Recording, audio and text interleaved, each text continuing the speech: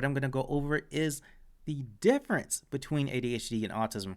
Well, at least the difference and similarities between ADHD and autism. And I have an article that I found that is from Health Canal that goes over both. Now, I can't go over all of them because that would be a really long video, really long podcast. So, what I'm going to do is I'm going to use the article to go over the ones that they mention and maybe add some additional commentary on top of that of things that I know as well that I've read or researched. No, I'm not a doctor, so I'm going to go over these and give you my opinion. But don't take anything about what I say in the hey, he's a doctor kind of thing, because that's not me. Okay, so I'm going to do that. And before I do that, if you like the podcast, if you like these videos, go ahead and click the subscribe button for me, whether you are on YouTube or you listen in a podcast app. If you're on YouTube, go and click the notification bell as well because I appreciate it and it's awesome, and you will get notified every time that I post a new video, which I hope that you enjoy each time you come here and watch or listen. All right, with all that being said, let's get into it.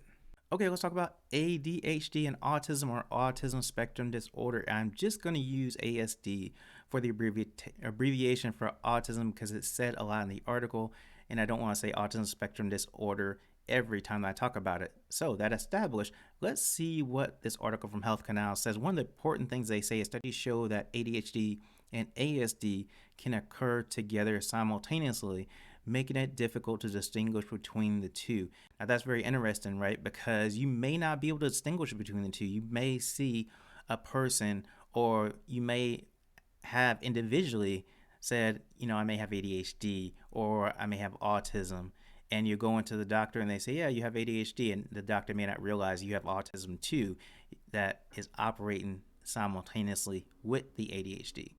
And so that's really interesting because you may not know. You may go in and get tested for one thing and the doctor may miss the second thing, right? They may not know that you have the second thing going on because you're getting tested for one and not the other. And so that's can be an issue because if they are operating simultaneously, then your treatment plan is going to be different, right? The doctor is going to be treating you for both instead of just one. And that's that can affect how you kind of move through your life and all that, right? Because now you're dealing with both and you understand you're dealing with both, and you understand, okay, well, how does this affect me in combination with the two? And so I think it's very interesting to know that maybe that applies to you. I'm not sure. Maybe you have both. Maybe you have one. Maybe you go into the doctor and they see you as having one and they mistake you for having one, and then you really have the other. And so now you are going through one treatment plan and saying, okay, I've got my treatment plan going on and everything. I'm getting everything done. And then the doctor realizes you have the other one. And so there's a whole bunch of different things that can happen when things are so similar, and they are really similar. Looking at the Health Canal article again, it says in the early stage, particularly in children, both condition symptoms can be alike and sometimes easily mistaken for each other. That's just what I just said. And then it also goes on to say not only individuals with ADHD may have difficulty organizing their thoughts and ability to learn new information, but those with ASD may also take longer to process new data with much less accuracy. So you can see how that can be easy to kind of mistake one for the other. With ASD, they're saying that you process information less accurately. And with ADHD, they say that you have difficulty organizing your thoughts and ability to learn new information.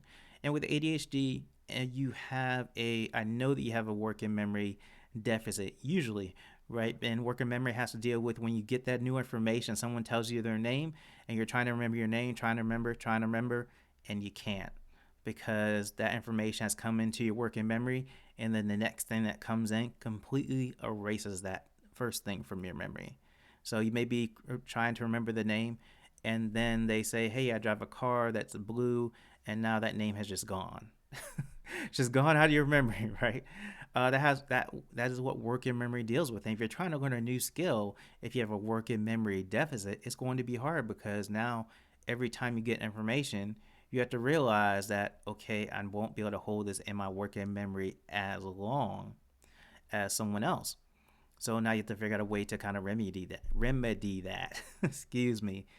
And with ASD, now you're trying to figure out a plan to say, okay, I know I don't take information in as accurately as this is stating. So how do I remedy that? How do I do a workaround for that? And so that is another thing. And so these things look very similar, but they are completely different in the way that they function. And so that's very interesting. But the thing about it is you're looking at that and saying, okay, well, how do I know, right? How do you know? And the only way you can know is by, like I said, go and see a doctor and have the doctor diagnose you, and then hope that everything they diagnose and they catch, if you have both, they catch it right then and there. But that's all you can do. And then from there, you're gonna figure out what you're gonna do to do as workarounds for both, or whatever you want to do to try to manage things. All right, moving on to the next thing they say in the Health Canal article, and it says the inability to stay still. It says ADHD sufferers are often hyperactive, fidget, and have trouble sitting still. Similarly, those with ASD may sometimes display specific movements that comfort them, such as rocking back and forth or twiddling fingers. To some, these self-comforting ASD behaviors may be seen as an inability to keep still. So this is true to an extent. Because when you have ADHD, and a lot of people have the hyperactive portion of ADHD, or diagnosis of ADHD, and that can be in children or adults. Maybe you have the hyperactive portion of ADHD, but there are people that don't have any hyperactivity at all. And so now you're looking at it and saying, well, if they don't have any hyperactivity at all, how does that apply? But if you see that, two people, and one is really moving around and fidgeting and, pacing back and forth, and then you see a person with ASD and they're doing what they call as stimming, which is rocking back and forth and moving their hands or just moving. Now you see both things. You're like, well, are they fidgeting or are they stimming? Can they sit still? And that's a question you have to ask yourself. And that's the question that when you're diagnosed with ASD or ADHD, do you stim, or are you fidgeting? What are you doing? Can you tell the difference? Right, it's hard to tell the difference between. And for someone looking at the from the outside in, they may see that and not understand either. I guess it'll probably really depend on what they had the most encounter with, right? If you're looking from the outside in, they may say, oh, I think that person might be autistic, or say, oh, I think that person might be ADHD. And I don't think it's right to just go and judge somebody. I'm not saying that, but just looking from the outside in, they wouldn't know, right? They would just be like, I don't know. They would just think whatever they've encountered more in their life with people and just interactions, that would be the one that they would kind of veer towards, I would think, right? But just going back to everything, when you look at yourself and look at internally yourself, and then you're like, okay, I do this, I think that's stimming, but that may just be a fidget, or I fidget, and I'm not sure if that's, I'm not sure if I'm stimming, right? I'm not sure. I think that's the term, stimming. I'm not sure if I'm stimming. How do you determine which one is what you're doing? And so, again, just very similar in the way that both these conditions operate. And you can see both, and you're like, I don't know. You may not know the difference. You may not have any idea of the difference.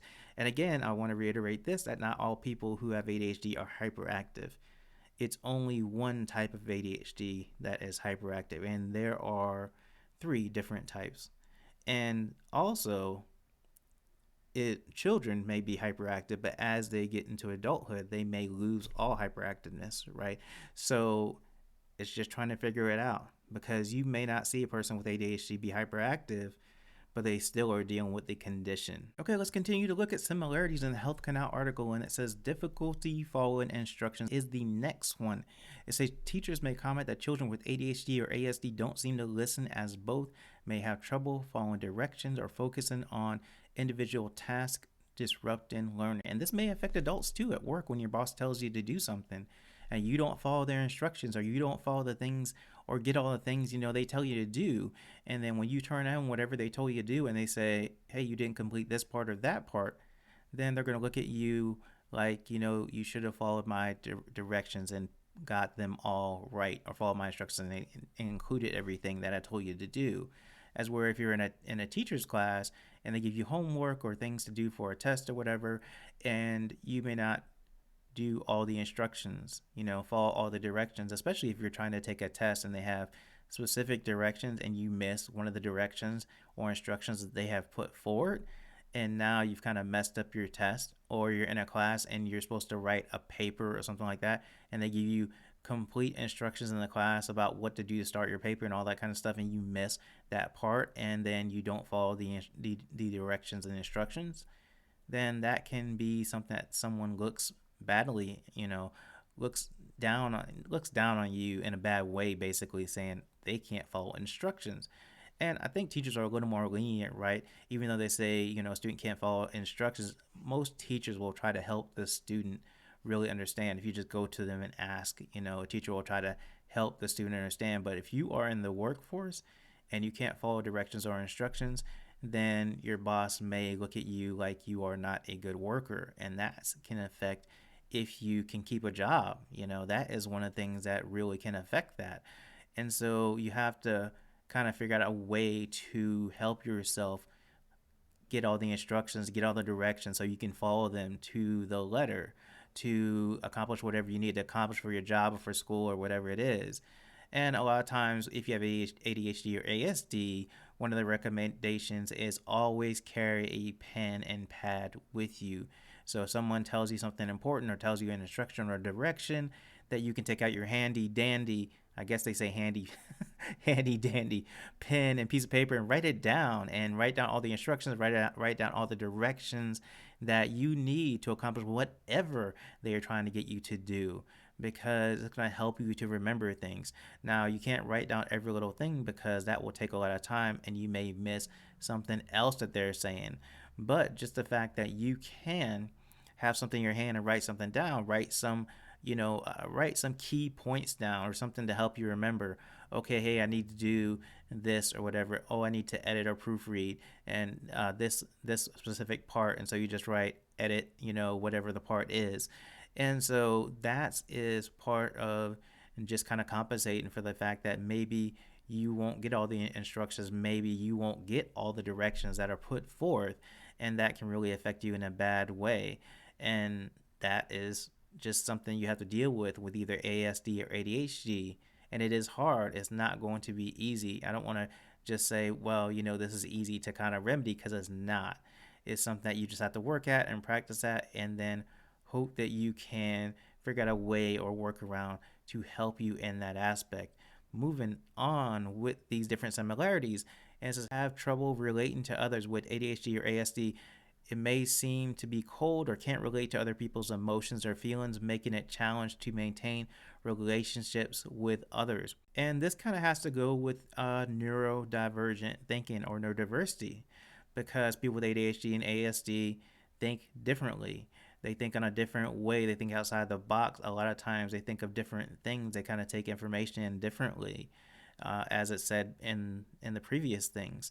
So when you're looking at someone, or when you encounter someone with ADHD or ASD, or if you have ADHD or ASD, just kind of realize that they may not relate to you, or you may not be able to relate to people as well, because your thinking is a little bit different. And that may seem like, okay, well, I don't have a lot of social interaction, I don't have a lot of friends, because I'm not sure what they're feeling. I can't really have this kind of empathy that other people have.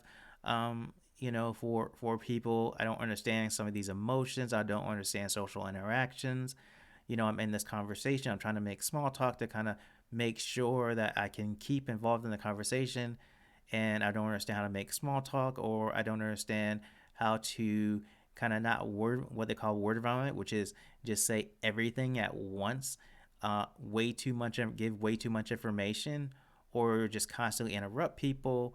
So that is all kinds of things that maybe somebody with ASD deals with, and maybe other things, maybe something that people with ADHD also deal with. And so if you can't relate to either of those things, like if you go into a conversation or go to a social interaction, and you don't really understand people's emotions, or you really don't understand social interaction, then it's much harder to meet new people. It's much harder to keep friends.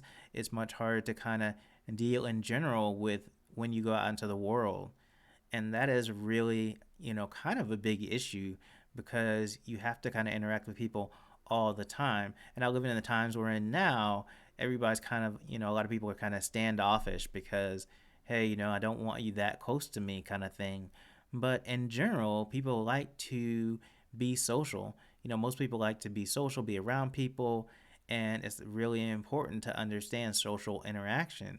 And if you have ADHD or ASD, you may not, and that can be a hindrance in some situations. And so it's going to take a lot of work to kind of really learn how to deal with social interactions. I know one of the things that is recommended is was it cognitive behavioral therapy. I've seen that in books where they say, you can kind of learn things through, they call it CBT, or you can just take like some classes to kind of understand how social interactions are, and that may help. But it's really up to you how to develop that kind of a plan to help you with social interactions. All right, moving on to the next thing that they say. And say studies show that boys are more than twice as likely to be diagnosed with ADHD than girls. Similarly, boys are also more likely to have ASD than girls. Now, this is absolutely true. With boys, they're just more hyperactive. And when they have ADHD generally, right, they are just more hyperactive or have the hyperactivity. As with girls, they don't have hyperactivity a lot of times. And so parents may look at their child when they have a boy and they say, man, that kid is hyperactive, let's go get him tested. As where you have a girl that doesn't have any hyperactivity at all, she's just more kind of reserved, then a parent may not notice. They may just not ever notice that the girl has ADHD. Maybe when they struggle in school, if they have ADHD, if they're really struggling in school, then they may go get the child tested if it's a girl.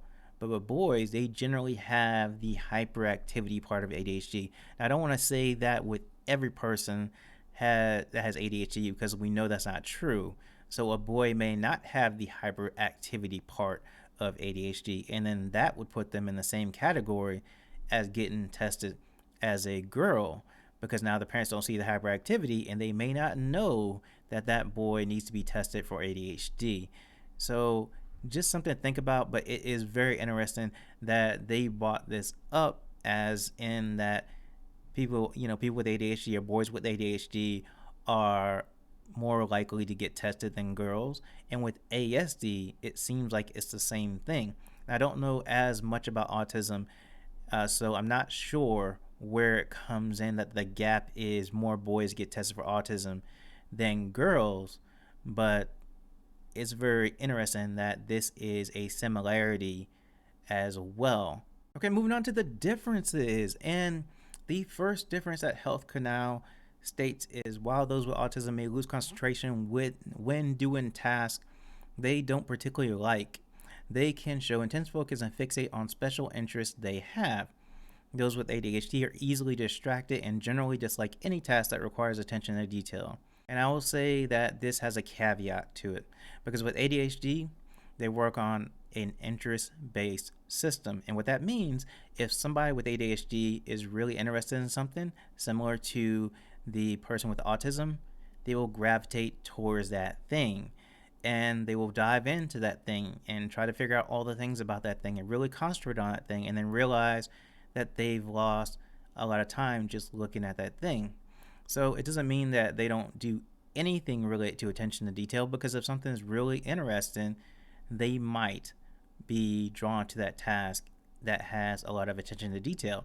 Now, the other part of this is that's not mentioned is hyperfocus. And with the ADHD, if they find something, if you have ADHD, you find something that you are just interested into the max, then you can hyperfocus on it. And with hyperfocus, it is an intense focus that will take over all the time, all your day, basically. You'll be so hyper focused, you'll be so focused on that thing that you won't notice anything else around your environment. So again, you might be easily distracted at some times with ADHD, but then there is this ability to hyper focus on things and really get the intense focus on one thing for a long amount of time. And so that's what I mean by a caveat, that it's not always this way, but it is very similar in the fact that ADHD does work on an interest based system as well. So if you find something that you're really interested in, you have ADHD, then what's going to happen is you're going to gravitate towards that task or whatever it is, and you're going to want to do that over anything else. Now, the other thing about it is, if that task is something with attention to detail, then that's great. But sometimes, a lot of times, is the first thing that you kind of see that you're interested in. And if something else comes along more interesting, then you'll gravitate towards that with ADHD. But if you find something you can hyper focus on, then you can use that hyper focus to be intensely focused on that one thing and use it to your advantage to really do, a certain job or task or whatever. Because if you find a job and you know there is a job that you can hyper focus on, then that will be one of the best positions for you, because now you know you can go in, hyper focus on that thing, work, not get distracted at all. And then when it's time to leave to go home, you just leave and go home. Now you do have to break yourself out of hyper focus to go to lunch and go home. That is one thing you have to learn how to do if you have ADHD. But the fact that you can get into the mode of hyper focus is really good sometimes, and then sometimes it's really, really bad. So just want to bring that across, just want to make that a point. There is a caveat to that point. Okay, let's look at the last thing they say in the Health Canal article. And it says individuals with ASD generally prefer order, doing the same things repeatedly, and dislike unpredictable changes. They find comfort in having the same daily routine, eating the same foods, or being severely attached to one particular favorite toy. In comparison, those with ADHD can be disorganized, dislike repetition, often get bored fairly quickly. This is true. Meet someone with autism, they like routine. They like no changes. They hate changes, matter of fact. At least everyone that I've met. As with ADHD, it's random. You may do one thing in the morning, one thing at night, and they may be completely different from day to day. And they may be disorganized. For instance, maybe they have laundry to do, and laundry is not interesting. It's really boring to do laundry. It's a task that doesn't have to be done the first day that laundry kind of gets dirty. It can be put off. So that's what happens. You have a person with ADHD, they see laundry, they say, that's not interesting to me right now. I'm going to go do this other thing. And that pile of laundry gets higher and higher and higher, and eventually it's called Laundry Mountain. Yep, that pile of laundry is so high that now they have to conquer the mountain of laundry. But it's other things like just having their room disorganized or not being able to kind of figure out where something is. Maybe they lose their keys or their phone or something like that, and not knowing where it is, not realizing, okay, now it's lost. I have to try to figure it out, and I have to be out the door in like 10 minutes. And so those are things that people with ADHD go through, as opposed to something with autism. Someone with autism, they have their routine and they're not going to change their routine. Their routine is their routine. Their food is their food. Don't try to get up in here and bring me something in the food that I like, all right? Just leave my food alone. I want my food. I want my routine. I want my same clothes I have that I want to wear every day. I have my favorite clothes. Don't try to change my favorite clothes. I like my favorite clothes. So, as you see, two kind of polar opposite things, right? Kind of complete opposite things. One is really into routines, one is not so much into routines. Now, if you can get a person with ADHD to get into a routine, then that can be amazing, because that creates a what they call scaffolding for them and helps them be more organized. And the opposite thing, if you can get someone with autism and be kind of more free and try new things, then that can open up new possibilities for them as well. So it is a difference for sure in the two, and it's a very stark difference, and you can see that. So this is one of the things that you can recognize sometimes in people when you have someone with autism, someone with ADHD. In this essence, they are completely different in that way. But again, if they're dealing with autism and ADHD, they may have both these things going on at once. and that can be very interesting as well.